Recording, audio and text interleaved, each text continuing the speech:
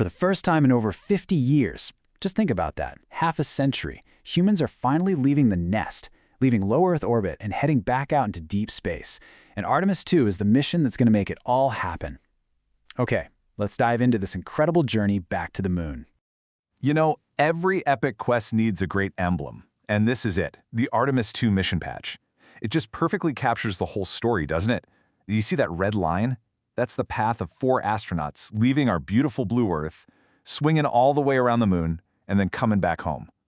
It's a symbol of a journey we literally haven't made in a generation. And at the very heart of that journey are these 4 people. We've got Commander Reid Wiseman, pilot Victor Glover, and mission specialists Christina Koch and Jeremy Hansen. But here's what makes this so amazing. This crew is making all kinds of history. We're talking about the first woman, the first person of color, and the first Canadian to ever fly on a lunar mission. This is truly what exploration for a new era looks like. So what is this mission all about, really? Well, at its core, Artemis II is a test flight. It's the very first time that this brand new spacecraft and rocket are going to fly with people on board, pushing all the limits to make sure everything's ready for what's coming next. And this quote from NASA just nails the bigger picture. This isn't just about going back to the moon for old time's sake. No way. It's about building momentum, right? For science, for new economic opportunities, and get this, for the first crewed missions to Mars. The moon isn't the destination, it's the stepping stone.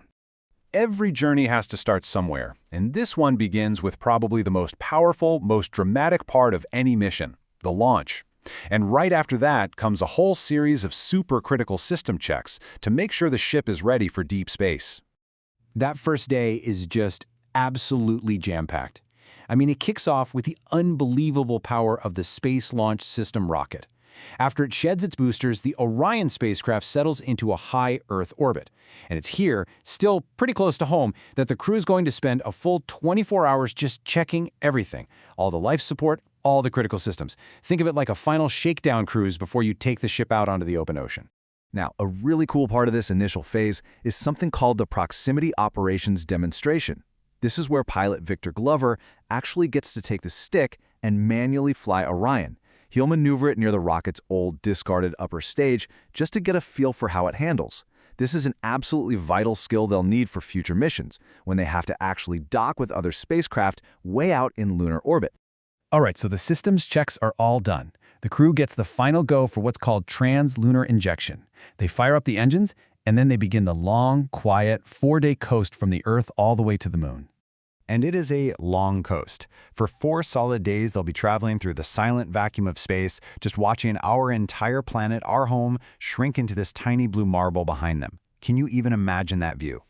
Okay, to really get a sense of the scale of this trip, let's start with a distance you might know. The International Space Station, right? It orbits about 250 miles above our heads. For decades, that has basically been the edge of human spaceflight.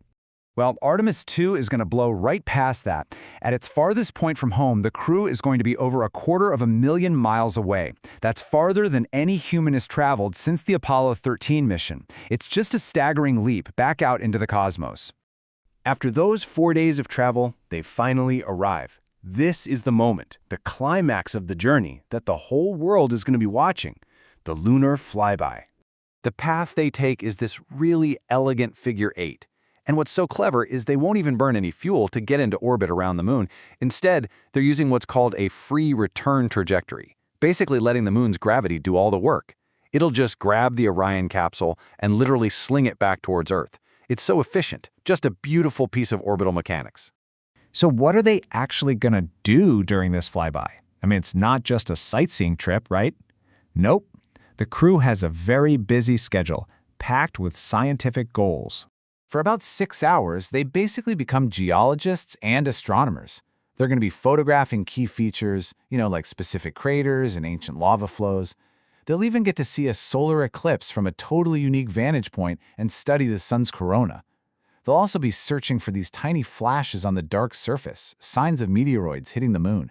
And all this while they're experiencing the moon, as one person described it like a basketball held at arm's length. Just incredible. And then comes the most tense part of the flyby. As Orion swings behind the far side of the moon, it will be completely cut off from Earth. For about 40 minutes, there's a planned communications blackout. 40 minutes of total silence. Mission control, the crew, everyone is completely on their own. Once they reestablish contact, the crew is officially on their way home.